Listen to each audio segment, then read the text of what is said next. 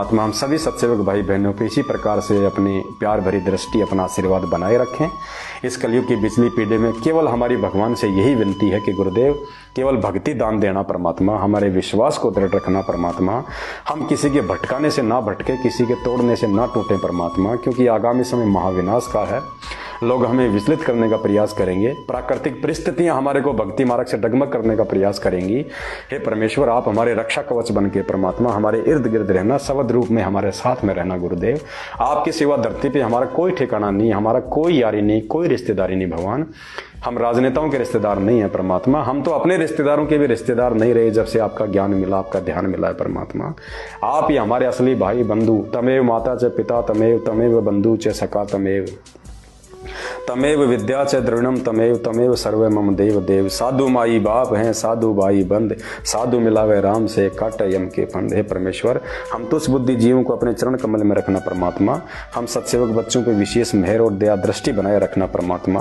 हे बंदी छोड़, आप अंतर्यामी हैं, आप ज्ञानी है, सर्व ज्ञानी है, सर्व ध्यानी है परमात्मा।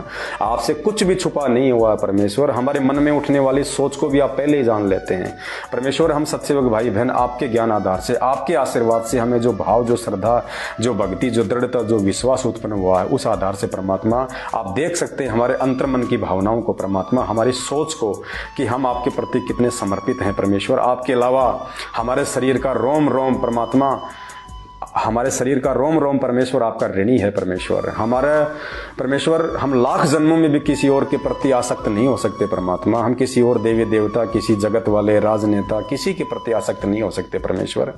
हमें तो ऐसा लगता है जैसे कोई राजनेता या जैसे कोई जगत वाले लोग कभी मिलते हैं, बातें करते हैं, तो हमें तो ऐसा लगता है जैसे परमात्मा लैट्रिन के अंदर किसी ने तिनका डाल दिया और उसमें से बदबू उठ रही है परमेश्वर, नाक चढ़ा के चलना पड़ता है। हमारी ये सोच हो चुकी है परमेश्वर। आपके ज्ञान आधार से, साध संगतियों से जुड़ के, आपको भोग लगा लगा के परमेश्वर, आपकी सबद शक्ति युक्त जो भोग प्रसाद जो हम ग्रहण करते हैं परमात्मा, हमारे इतने पाप कट रहे हैं परमेश्वर, हमारी आत्मा इतनी निर्मल हो चुकी है, हमारा हृदय, हमारे विचार इतने शुद्ध हो चुके हैं परमात्मा। आपके सिवा हमें दुनिया में अब कोई चीज में शुद्धता नजर ही नहीं आती परमेश्वर। आपकी महिमा के अतिरिक्त हमें किसी के विषय में बात करना ही अच्छा नहीं लगता परमात्मा। बस अपने सत्सेवक बच्चों पे इसी प्रकार की मेहर बनाए रखना गुरुदेव भगवान। आप हे बंदी छोड़, हे महाज्ञानी, हे सर्वज्ञानी, हे विधाता, हे जगत के तारणहार, हे पालनहार, हे परमेश्वर, चरणों में रखना परमेश्वर। मालिक, मौत आए तो आपके चरणों में आए परमात्मा, मौत आवे तो आपके चरणों में आवे परमात्मा।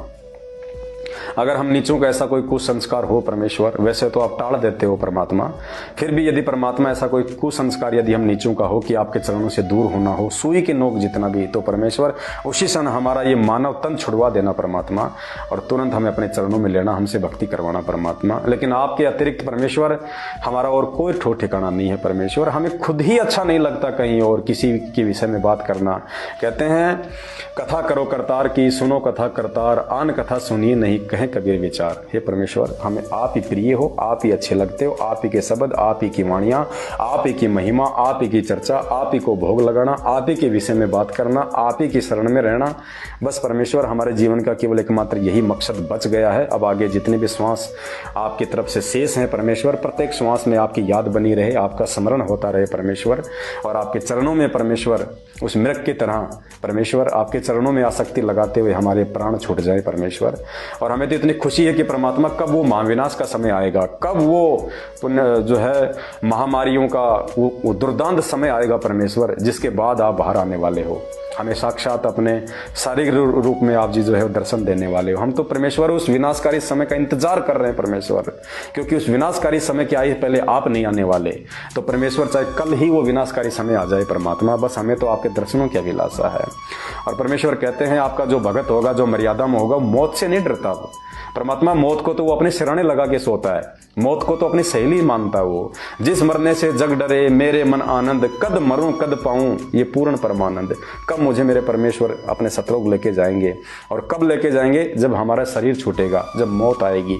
तो हम तो उस मौत का दिवाली होली की तरह स्वागत करने के लिए खड़े हैं कि परमेश्वर अगर भक्ति पूरी हो गई हो, हम यदि आपके साथ सतलोक जाने के योग्य हो गए हो परमात्मा, इसी समय ये शरीर छुटवा दो और ले चलो परमात्मा। हमें मौत का डर नहीं है परमात्मा, हम तो चाह रहे हैं कि वो कब आवे मौत, ताकि हम अपने परमेश्वर को प्राप्त करें। तो परमेश्वर इस प्रकार के भाव हमारे आपके श्री चरण कमलों के प्रति हमेशा बने रहें परमात्मा।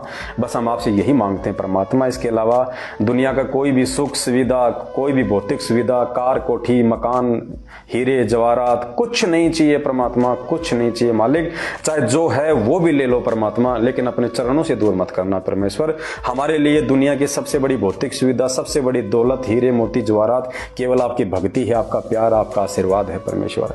इसके अलावा हम नीचों को कुछ नहीं चाहिए परमात्मा। हे मालिक, हम कितने शुद्ध विचारों से ये बातें बोल रहे हैं, या हमारे अंदर क्या है बाहर क्या है परमेश्वर, आप अंतर्यामी हो, आपसे कुछ भी छुपाया नहीं जा सकता। जीतादास जी ने कहा था कि मेरे दिल के महल में पिया जी, और तुमसे क्या छुपा लूं जिया जी। हे परमेश्वर, आप मेरे मन के अंदर की बात को जानने वाले, आपसे क्या छुपाया जा सकता है परमात्मा।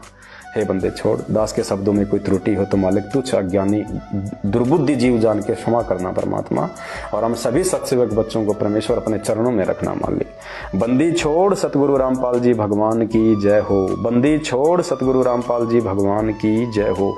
बंदी छोड़ सतगुरु रामपाल जी भगवान की जय हो।